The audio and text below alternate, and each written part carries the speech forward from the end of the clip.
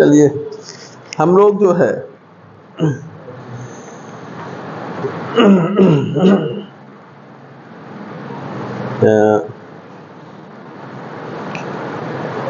कहाँ तक पहुँच गए थे? स्पेसिफिक चार्ज फाइनल कर लिए थे। अच्छा, चार्ज का डिटर्मिनेशन हो गया था ना, चार्ज का निर्धारण हम लोग कर लिए थे और मास का निर्धारण देखना था। 1 मोल इलेक्ट्रॉन पर जो चार्ज होता है वो भी बता दिए थे। अब देखते हैं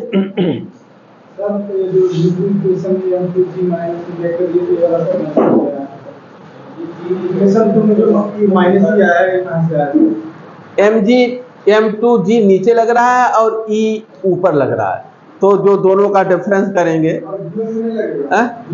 वहां पे इलेक्ट्रिक फील्ड नहीं लगाया गया था ना। पहले केवल ऐसे गिर रहा था, बाद में विद्युत क्षेत्र आरोपित किया विपरीत दिशा में, ठीक है ना। डायग्राम में बात पहले उस समय विद्युत क्षेत्र नहीं लगा है, बाद में विद्युत क्षेत्र लगाया गया है। चलिए देखते हैं अब मास of electron. Mass of electron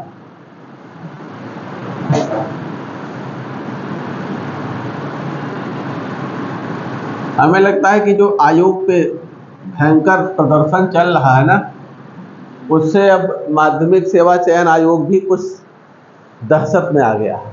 इतनी भीड़, इतना बवाल वहाँ बच्चे कर रहे हैं, अगर वो भीड़ कहीं इधर डाइवर्ट हो गई तो फिर इनको तो बचना मुश्किल हो जाएगा। तो इसलिए जो है अब ये जो भर्ती संस्थाएं हैं ये सक्रिय नहीं होंगी तो बच्चे अब बहुत होता नहीं, होता क्रांति की स्थिति आ जाना, अब वो क्रांति की स्थिति आ गई है। पेपर में दिया था कि वो उसमें 12 बच्चों पे FIR हुआ है यहाँ आयोग में, और प्रशासन जो है बच्चों के गार्जियन पे दबाव डाल रहा है और उनको अर्दर दे रहा है, बर्बाद कर देंगे, ये कर देंगे, इस तरह का। ऐसा कल पेपर में मैं पढ़ा। तो अब बच्चों की बात आप सुनिए, कहीं ना कहीं बच्चों की मांग जेन्युइन है। 2 दिन में परीक्षा, एक ही परीक्षा 2 दिन में कराने का क्या औचित्य है? हाँ, 1 दिन में कराइए, 2 दिन में करा। अब नॉर्मलाइजेशन का क्या मतलब है? उसमें फिर उसी में सब अपना जुगाड़ सेट करते हैं नॉर्मलाइजेशन के बहाने। अभी तक इतना ऐसा होता रहा था हमेशा। चलिए देखते हैं इलेक्ट्रॉन का मास जो है हम स्पेसिफिक चार्ज और चार्ज के आधार पर निकाल सकते हैं। देखिए मास of electron,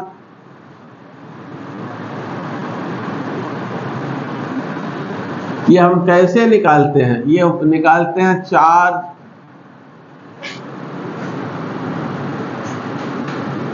Me, mass of electron Me equal to charge electron का डिवाइडेड बाई स्पेसिफिक चार्ज।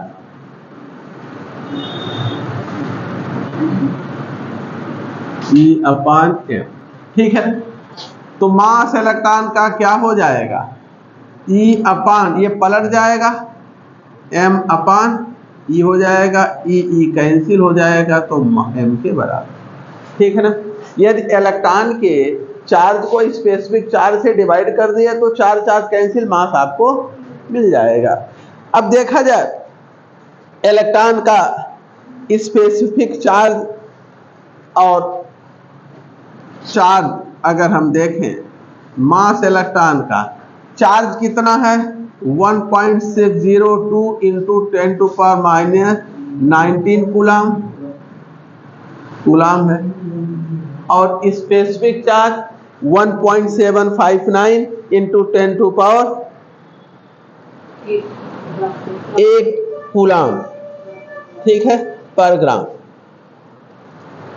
तो यह है 1.759 इंटू 10⁸ कूलाम पर ग्राम। इसको सॉल्व करेंगे तो इलेक्ट्रॉन का मास मिलेगा 9.108 इंटू 10⁻28 ग्राम -28 ग्राम। ये इलेक्ट्रॉन का मास।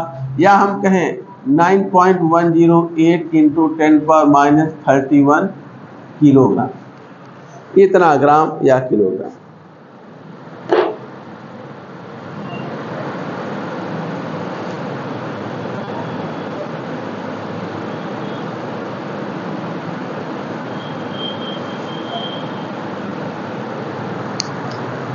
कोई दिक्कत यहां तक?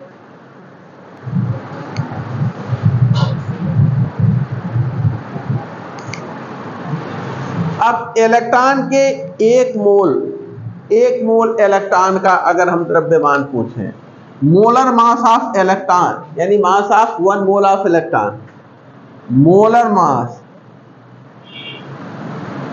मास ऑफ इलेक्ट्रॉन अर्थात मास ऑफ 1 मोल इलेक्ट्रॉन, ये कैसे निकालेंगे? एक इलेक्ट्रॉन के मास को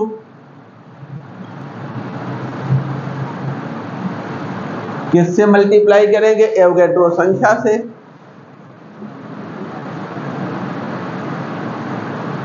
और ये 5.5 इंटू 10⁻⁷ किलोग्राम आता है। 5.5 इंटू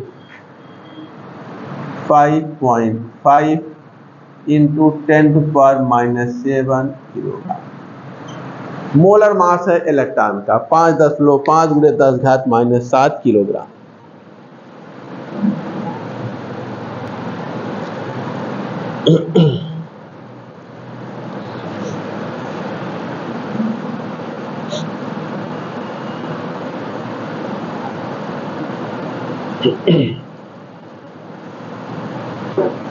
इलेक्ट्रॉन का ये जो द्रव्यमान निकाला गया है, इसको हम इलेक्ट्रॉन का विराम द्रव्यमान यानी रेस्ट मास कहते हैं। ठीक है, क्यों विराम द्रव्यमान कहते हैं? क्योंकि इस द्रव्यमान के निर्धारण में इलेक्ट्रॉन का जो वेग हम लोग लिए हैं, जिस वेग को यूज करते हुए इलेक्ट्रॉन का यह द्रव्यमान निर्धारित किया गया है, वह वेग प्रकाश के वेग से बहुत कम लिया गया है, प्रकाश के वेग से बहुत कम है। अर्थात इस द्रव्यमान को हम विराम द्रव्यमान कहते हैं। ठीक है, जब किसी कण का वेग बहुत अधिक हो जाता है तो उसका सापेक्ष द्रव्यमान जो है वो जो होता है वो विराम द्रव्यमान से बहुत अधिक होता है। तो ये सापेक्ष द्रव्यमान नहीं बल्कि विराम द्रव्यमान ये इसका है। तो अगला point, this is called rest mass of electron because electron के इस मास को हम क्या कहते हैं? रेस्ट मास, विराम द्रव्यमान। ठीक है, अभी विराम द्रव्यमान और सापेक्ष रिलेटिव मास में क्या रिलेशन है ये भी बताते हैं। अगर इलेक्ट्रॉन का वेग प्रकाश के वेग के लगभग बराबर हो जाए, लगभग बराबर, तो इसका जो सापेक्ष द्रव्यमान है वो अनंत हो जाएगा। ये प्रश्न पूछा गया है। तो अगला देखते हैं, this mass is called rest mass of electron. ये जो मास हम लोगों ने निकाला है, चाहे एक इलेक्ट्रॉन का कह लें चाहे एक मोल का, दोनों की बात वही है। This mass of electron is called rest mass, विराम द्रव्यमान, बिकॉज क्योंकि it has been calculated by assuming that it has been calculated, क्योंकि इसका कैलकुलेशन, इसकी गणना की गई है, calculated by assuming that, ऐसा मानते हुए, ऐसा स्वीकार करते हुए कि इलेक्ट्रॉन का वेग प्रकाश के वेग से बहुत कम है।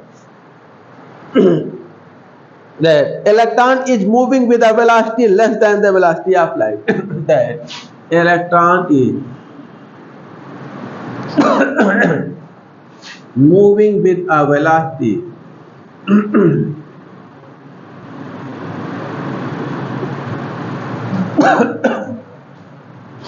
much smaller than the velocity of light.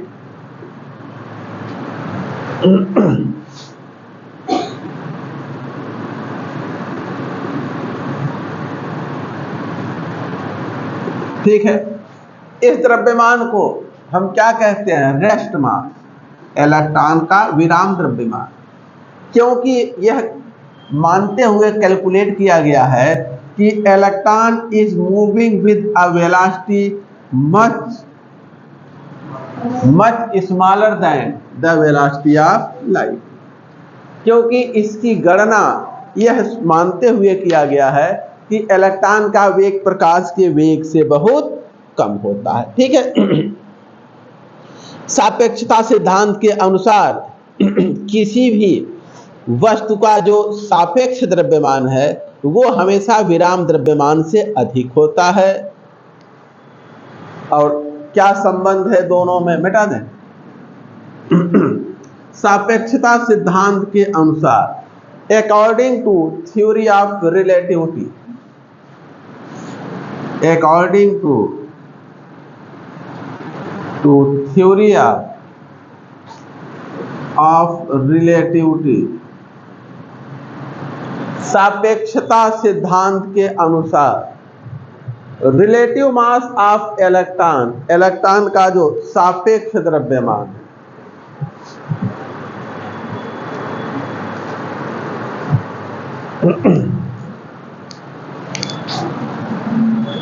Relative mass of electron is, relative mass of electron is always greater than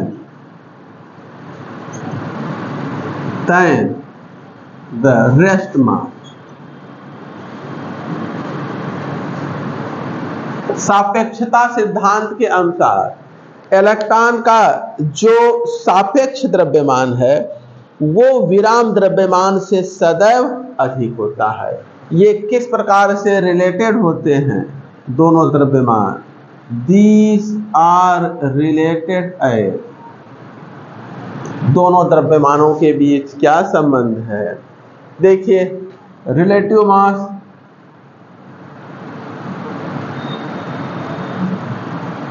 mr equal to होता है रेस्ट मास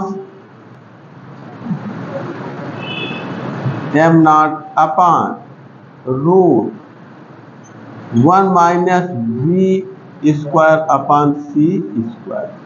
ये रिलेशन होता है दोनों द्रव्यमानों में, रिलेटिव मास और रेस्ट मास में।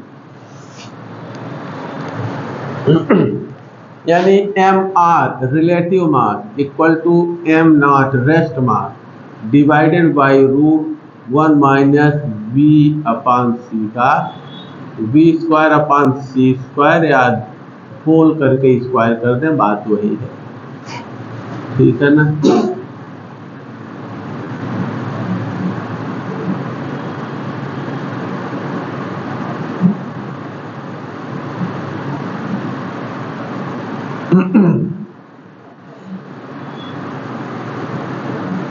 One minus B upon C का square.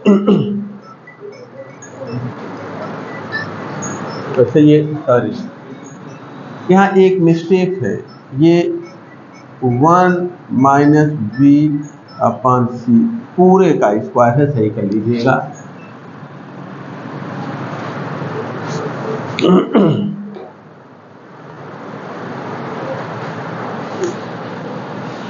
One minus P upon सी, ठीक है। जहां पर यदि जो है वी सी के बराबर हो जाए,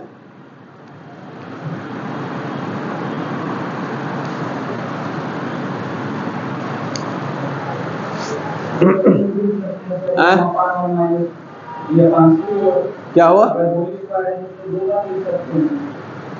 इसका स्क्वायर, इसका स्क्वायर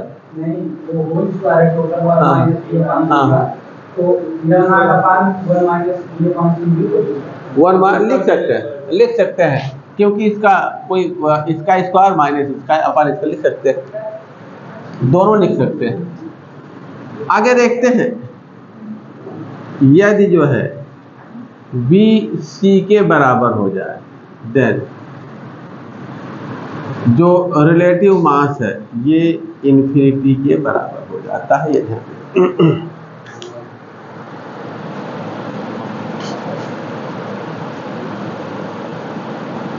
आप ऐसा भी लिख सकते हैं, कोई दिक्कत नहीं है। ये mr equal to m not upon root 1 minus B square upon C square, ठीक है।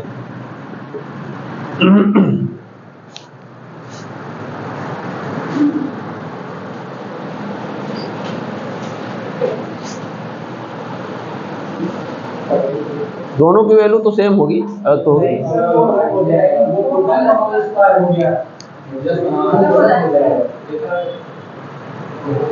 अच्छा हाँ,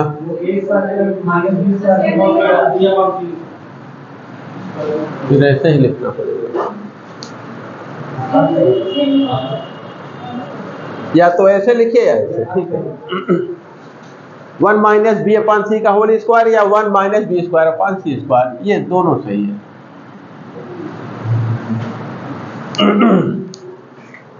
नोट कर लीजिए। अगला देखते हैं, यदि इलेक्ट्रॉन प्रकाश के वेग, यदि इलेक्ट्रॉन का वेग प्रकाश के वेग के बराबर हो जाए तो इसका मास अनंत हो जाएगा 10।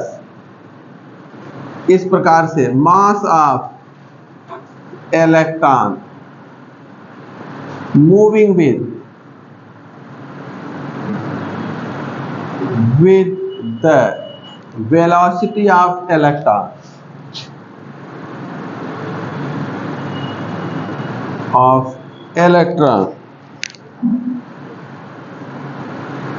is infinity। इलेक्ट्रॉन का द्रव्यमान यदि प्रकाश के इलेक्ट्रॉन का वेग यदि प्रकाश के वेग के बराबर हो जाए, उसके समतुल्य हो जाए, तो उसका द्रव्यमान, सापेक्ष द्रव्यमान क्या हो जाएगा? अनंत हो जाएगा, ठीक है ना। लेकिन होता क्या है, जैसे ही इलेक्ट्रॉन का वेग प्रकाश के वेग के बराबर होता है, उसका संपूर्ण द्रव्यमान इक्वल टू mc स्क्वायर समीकरण के अनुसार एनर्जी में कन्वर्ट हो जाता है।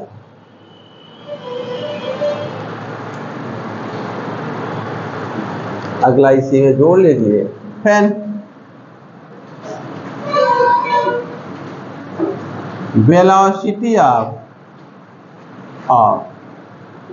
इलेक्ट्रॉन जैसे ही बराबरी करता है equals to the velocity of light,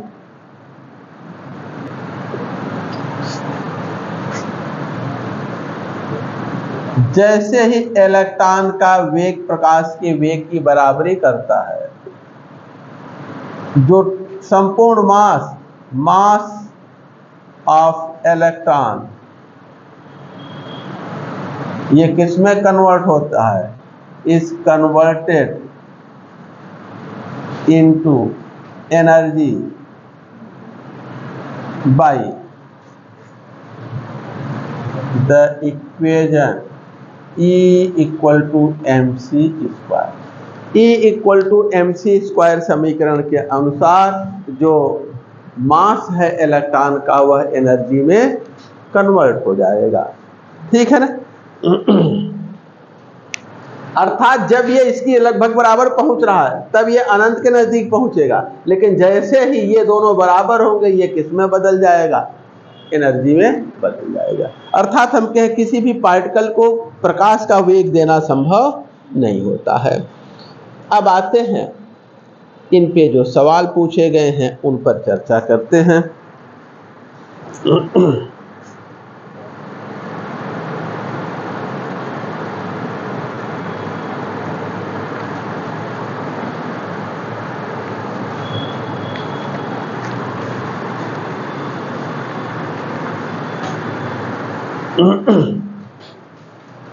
मिटा दें।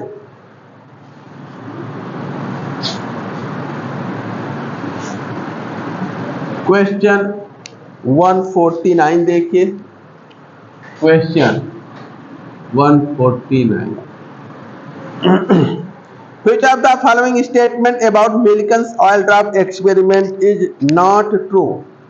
Not true. किसके विषय में not true? About Millikan's oil drop experiment.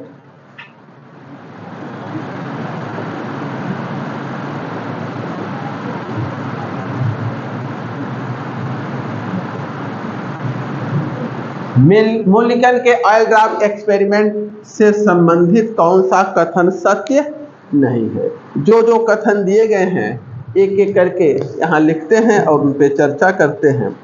When electric field is applied, जब विद्युत क्षेत्र आरोपित किया जाता है। When electric field is applied, जब विद्युत क्षेत्र आरोपित किया जाता है।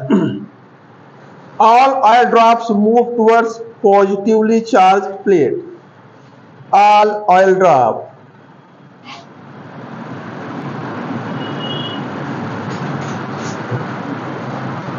towards positively charged plate.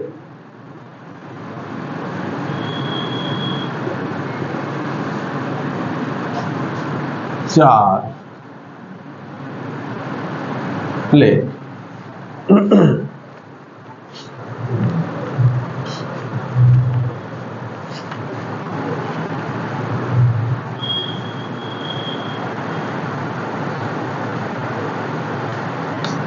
चले देखिए, हम जब एक्सपेरिमेंट कर रहे थे नॉट ट्रू पूछा गया है, कौन गलत है, गलत वाली चीज ढूंढनी है। अक्सर इसमें मिस्टेक होता है, दिमाग में आ जाता है, सही ढूंढने लगते हैं। हमने बताया था कि जब एक चैम्बर लिया था, उसमें एक विंडो से, उसमें लो प्रेशर पर ऑयल भरा हुआ था, एक विंडो लगा था, वहां से हमने इलेक्ट्रॉन को प्रवेश कराया। जब इलेक्ट्रॉन आया तो उस पर ऑयल के मॉलिक्यूल कंडेंस होकर, संघनित होकर छोटा सा बूंद बना लिए और वो गुरुत्वाकर्षण के प्रभाव में नीचे आने लगा और उसका वेलोसिटी और उसका mg दोनों एक दूसरे के प्रोपोर्शनल थे। लेकिन बाद में हमने दो प्लेटें लगाई और एक को बैटरी के पॉजिटिव, दूसरे को नेगेटिव टर्मिनल से जोड़ा और फिर इलेक्ट्रॉन प्रवेश कराया। इलेक्ट्रॉन फिर भी नीचे ही गिर रहा था, बस अंतर क्या था, पहले केवल mg लग रहा था, अब mg नीचे की तरफ और विद्युत क्षेत्र के कारण एक विद्युत बल ऊपर की तरफ लग रहा था और दोनों के अंतर के बराबर नीचे की तरफ बल लग रहा था, उसी बल से वो नीचे आ रहा था, यानी आ नीचे ही रहा था, पॉजिटिव प्लेट की तरफ नहीं जा रहा था। अर्थात ये कथन क्या है, गलत है, ट्रू नहीं है ना। अगला कथन देखा जाए।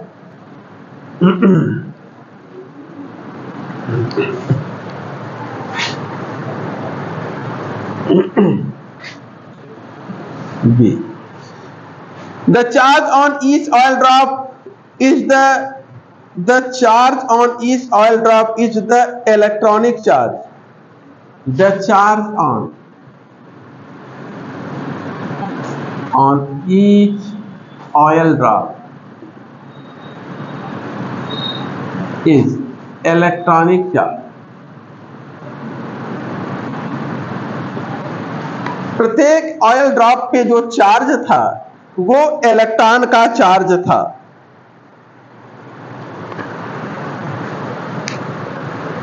The charge on each oil drop is the electronic charge.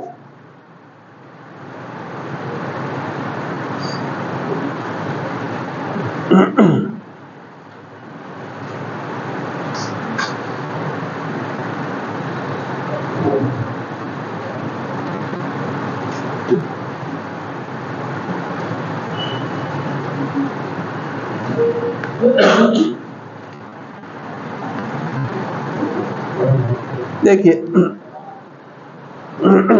अगले पे चर्चा करते हैं। जब आप कैथोड किरणें या हम कहें तीव्र गति से चलता हुआ इलेक्ट्रॉन किसी माध्यम में प्रवेश कराते हैं तो वह इलेक्ट्रॉन क्या करता है, या कैथोड किरणें क्या करती है, माध्यम के कणों से टकराती हैं और उसको आयनित कर देती हैं, ये तो हम जानते हैं। तो जब आपने, जैसे यहाँ ऑयल की बूंदें हैं, मान लें कोई ऑयल का मॉलिक्यूल ए है, इसको ए से डिनोट कर लें, तो जब ये इलेक्ट्रॉन जब आप विंडो से यहाँ प्रवेश करा रहे हैं, आ रहा है तेजी से, तो ये क्या कर सकता है, ये यहाँ पे तीन चीजें हो सकती हैं। एक तो ये जो है इस इलेक्ट्रॉन को एब्जॉर्ब कर ले, अवशोषित करके ऋणायन में बदल जाए। दूसरा, ये इसको जो है टक्कर मारे और एक इलेक्ट्रॉन इसका निकाल दे और यहाँ दो इलेक्ट्रॉन हो जाए, ठीक है ना। और या तो ये फिर ऐसे ही बना है, जैसे है वैसे पड़ा है, ये इस पे टकराए और कुछ ना हो, कटान एनायन कुछ न बने, और टकराने के बाद ये इलेक्ट्रॉन अपना अकेले या ये है। अब इस पे भी ऑयल ड्रॉप कंडेंस होगा, इस पे भी कंडेंस होगा ऑयल ड्रॉप, इस पे भी कंडेंस होगा, यहाँ पे भी कंडेंस होगा। तो जो ड्रॉप होता है ऑयल ड्रॉप, उस पे केवल इलेक्ट्रॉन की वजह से चार्ज, इलेक्ट्रॉनिक चार्ज ही होता है, ऐसा नहीं है। उस पे जो कटायन बन रहे हैं, जैसे एक कटायन बना और उस पे कंडेंस हो गया, एक इलेक्ट्रॉन के बराबर इस धनायन पे चार्ज है, या किसी ये इस ऑयल ड्रॉप पे केवल इलेक्ट्रॉनिक चार्ज है, लेकिन इस पर केवल इलेक्ट्रॉन का चार्ज नहीं है, बल्कि वो उससे बनने वाले धनायन का है, ठीक है ना। तो ये जो है, ये भी स्टेटमेंट भी क्या होगा, गलत होगा, ठीक है। जो ऑयल ड्रॉप आते हैं उसमें केवल इलेक्ट्रॉनिक चार्ज होता है, ये ऐसी बात नहीं है। इलेक्ट्रॉन का चार्ज होता है, ऐसी बात नहीं। धनावेश का भी चार्ज होता है, कटायन का भी चार्ज होता है। अगला देखिए, C, in absence of electric field, electric field की अनुपस्थिति में, इलेक्ट्रिक फील्ड,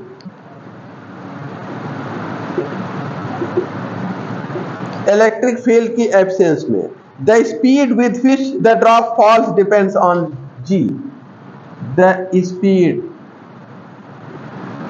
विद विच, जिस स्पीड से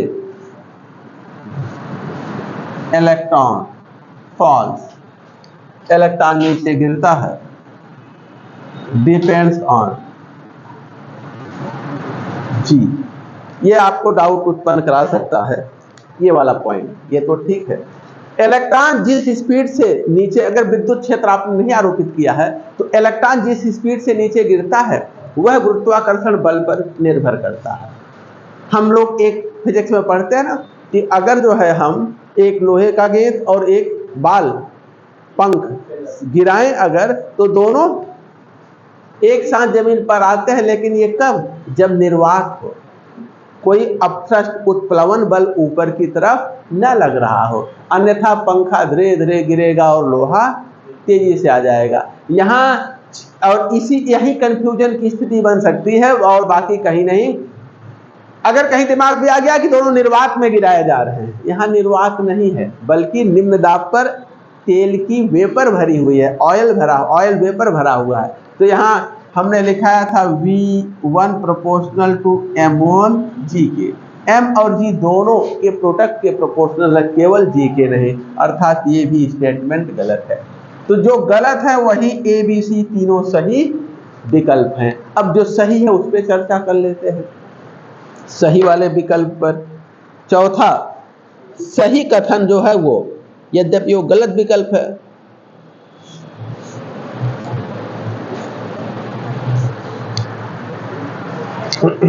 बेटा दे देखिए, चौथा जो है, जो हमारा विकल्प नहीं है, वो कथन क्या है, सही है। हमें गलत कथन ढूंढने थे। चौथा वाला,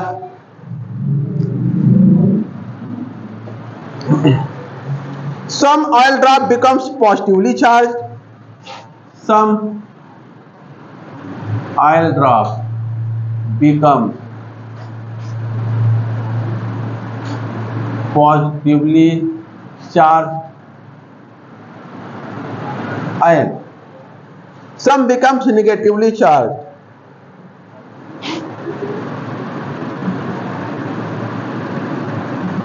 Negatively charged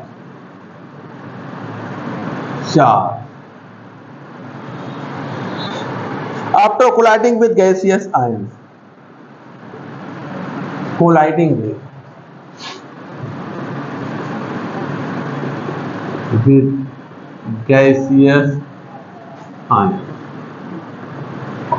अब देखिए, अभी हमने दूसरे वाले विकल्प की जांच करते समय ये चीज देखा कि जैसे कोई गैसीय परमाणु है, अणु जो ऑयल है, तेल है, वो तो वाष्प के रूप में भरा है ना, गैसीय है, और जो भी ऑयल भरा हो उसको हम सपोज कर लें कि ए है, इसके लिए हमने एक कॉमन सिंबल ए लिख दिया। और जब इलेक्ट्रॉन विंडो से आके तेजी से इस पे टकराएगा तो ये कैटायन में बदल गया और यहाँ इलेक्ट्रॉन, ठीक है, जैसा कि कैथोड किरण वाले एक्सपेरिमेंट पे हमने देखा था। तो अब ये गैसीय आयन है, ये क्या है, गैसीय आयन है, ये गैसियस आयन है, गैस के रूप में ये भी था और ये भी क्या है, गैस है, ये भी क्या है, गैस है, लिक्विड और सॉलिड नहीं है। तो जब ऑयल के मॉलिक्यूल इस पे टकराएंगे तो क्या करेंगे, इस पर एक तेल की बूंद बन गया, ये कैसा है, पॉजिटिव, और इस पर आ गए तो इस पे भी तेल की बूंद, एक इलेक्ट्रॉन लीजिए, अलग अलग दोनों बनेंगे, तो ये क्या हो गया, नेगेटिव।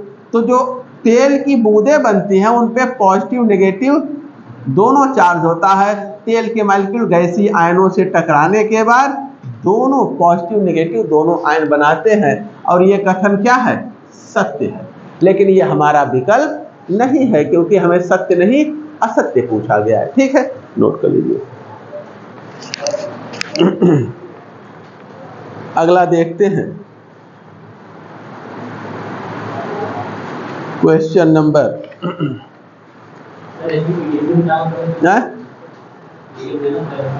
पीडीएफ दुकान पे दे रखे हैं, जाके ले लीजिए, उससे कहीं कॉपी करके दे देगा।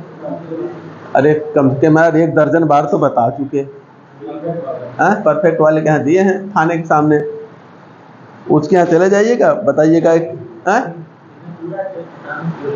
क्या हुआ, हाँ, पूरा एटॉमिक स्ट्रक्चर है, क्वेश्चन है। नेक्स्ट देखते हैं, क्वेश्चन 198, बेटा दे question 198,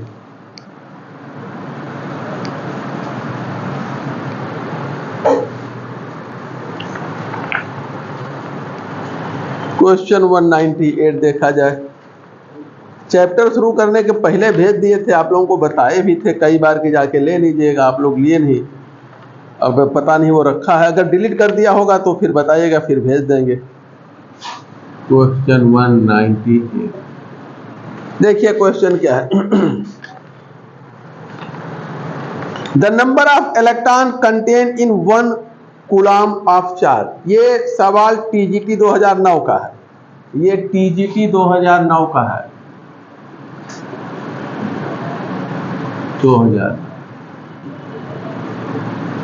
the number of electron contain in 1 coulomb of charge.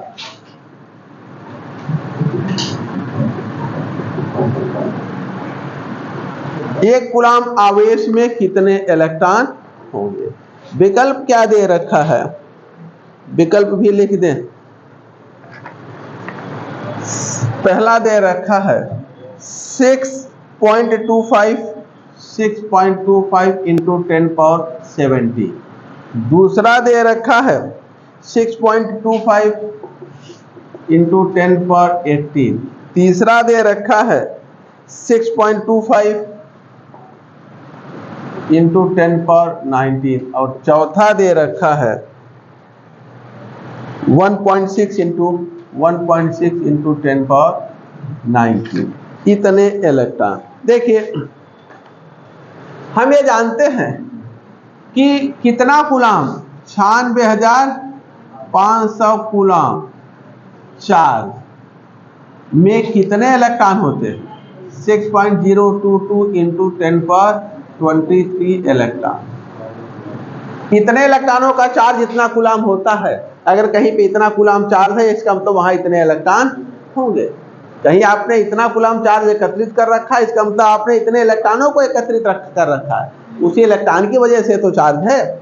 अगर आपके प्रत्येक व्यक्ति के ऊपर एक एक चार्ज हो ऋणावेश, तो हम कहें यहाँ 15, यहाँ कितने ऋणावेश होगा, यानी यहाँ इस क्लासरूम का जितना ऋणावेश है उसमें कितने लोग उपस्थित हैं, जितना ऋणावेश होगा उतने लोग उपस्थित होंगे, क्योंकि सबके ऊपर एक एक ऋणावेश है। तो एक कूलम्ब चार्ज में कितने इलेक्ट्रॉन होंगे, तो ये हो जाएगा 6.022 इंटू 10⁻23 डिवाइडेड बाई 9500 इंटू 1। अब सॉल्व कर लीजिए, आप लोग देख लीजिए कितना है।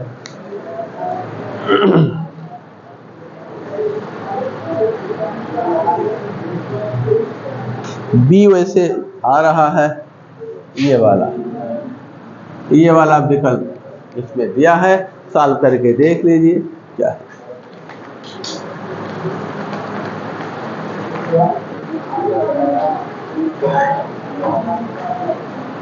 अगला सवाल,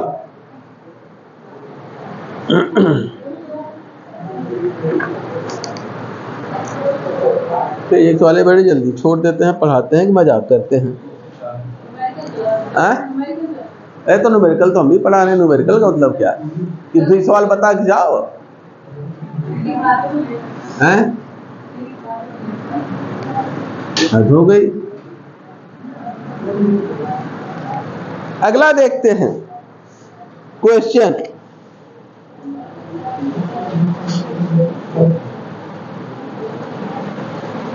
क्वेश्चन 262 टीजीटी 2016 का है। क्वेश्चन 262 टीजीटी 2016 का, ठीक है। और सवाल देखिए, the charge on an electron is, the charge on an electron is, एक इलेक्ट्रॉन पर आवेश होता है, ठीक है, कितना होता है? 1.602 इंटू 10⁻⁻19 कूलम्ब। देख लीजिए जिस विकल्प में हो, ठीक है ना, यानी इलेक्ट्रॉन का चार्ज तक ये पूछ लेते हैं, कुछ भी पूछ सकते हैं।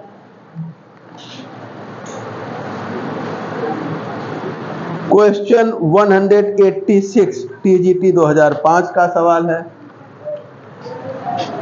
Question 186 TGT 2005। एक सवाल और देख लीजिए फिर।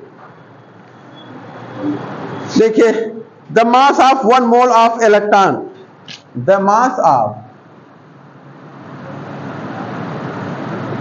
1 मोल ऑफ इलेक्ट्रॉन, अभी हम लोगों ने देखा था 5.5 इंटू 10⁻⁻,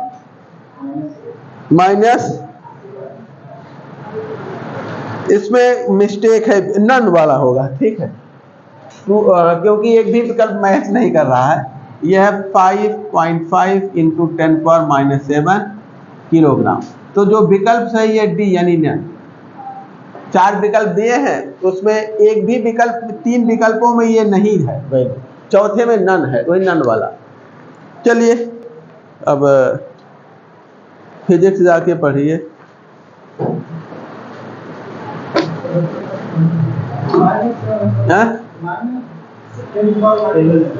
-7, अरे अभी तो लिखाए हैं यार 2 मिनट पहले, तब तक 9 पढ़ रहे हैं।